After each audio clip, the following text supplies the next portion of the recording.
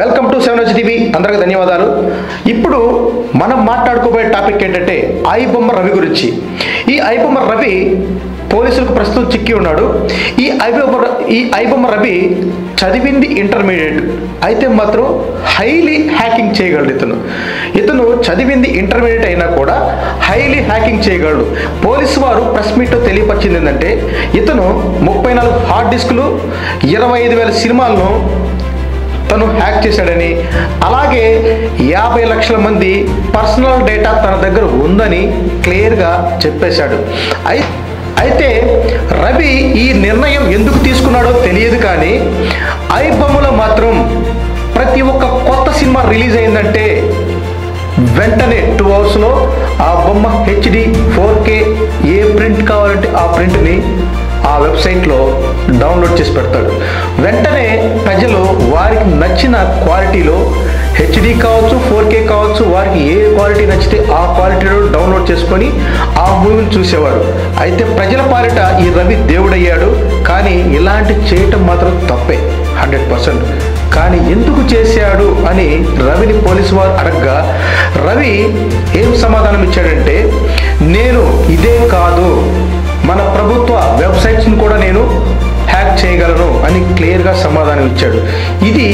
దీనికోసం మనం రవిని చేసిన తప్పైనా కానీ ఇలాంటి టాలెంట్ పర్సన్ని ప్రభుత్వం వారు ఇతన్ని దేనికో దానికి ఉపయోగించుకో ముద్దాయిగా చూడకుండా తను ప్రభుత్వానికి ఎలా ఉపయోగపడతాడో, భారతదేశానికి సైబర్ క్రైమ్ ఏ విధంగా జరుగుతుంది, ఎలా అరికట్టాలనేది రవి మాత్రం తప్పకుండా ఉపయోగపడతాడని ప్రజలు అనుకుంటున్నారు. ఈ నిర్ణయాన్ని కొంచెం మనం ఆలోచిస్తే బాగుంటుంది. ఇంకో ముఖ్య విషయం, ఇక్కడ ప్రెస్ మీట్లో జరిగిన విషయంలో చిరంజీవి గారు, నాగార్జున గారు, దిల్ రాజు గారు ఇంకా ప్రముఖులు ఇక్కడ పైరసీ వల్ల నిర్మాతలు కావచ్చు, హీరోలు కావచ్చు బాగా నష్టపోతున్నారని వాళ్ళు క్లియర్గా చెప్పగలిగారు. వారి అభిప్రాయాన్ని వారు చెప్పగలిగారు. సైబర్ నేరం అనేది తప్పే, కానీ పైరసీ వలన నిర్మాతలు నష్టపోతున్నారు, హీరోలు నష్టపోతున్నారని వాళ్ళు ప్రెస్ మీట్లో తెలియజేశారు.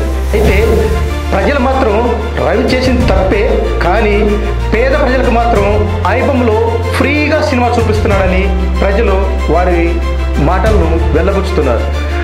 రవి ఇలాంటి పనులు చేయటం తప్పే, అయితే ప్రజలు మాత్రం సినిమా ఇండస్ట్రీ కొంతమంది చేతుల్లోనే ఉంటుంది, అది వారే ఎందుకు చేయాలి, నిర్ణయాలు వారే ఎందుకు తీసుకోవాలి, కొత్త హీరోల్ని కొత్త నిర్మాతల్ని ఎందుకు ఎంకరేజ్ చేయట్లేదు, పాత హీరోల్ని పాత నిర్మాతలు కూడా వీరు తొక్కేస్తున్నారు, థియేటర్లు కూడా కొంతమంది చేతుల్లోనే ఉంటున్నాయి, మరి వారి చేతుల్లోనే థియేటర్లు ఎందుకు ఉండాలి, వీరినే ఎందుకు ప్రోత్సహిస్తున్నారు, కొత్త వారిని ఎందుకు ఎంకరేజ్ చేయట్లేదు, ఉన్న అగ్ర హీరోలు కొడుకులు, అగ్ర హీరోలు నిర్మాతలు వారి రిలేషన్స్ అయిన నిర్మాతలు ఉంటున్నారని, మిగతా వారిని పేద ప్రజలను కానీ బడుగు బలహీన వర్గాల వారిని కూడా ఇందులో హీరోలుగా కానీ వారు ఆ ఇండస్ట్రీకి తీసుకోవట్లేదని, సినిమా ఇండస్ట్రీ అనేది వారి కోసమే ఉన్నట్టు వారు నిర్ణయాలు తీసుకుంటున్నారని ప్రజలు చాలా వ్యక్తం చేస్తున్నారు.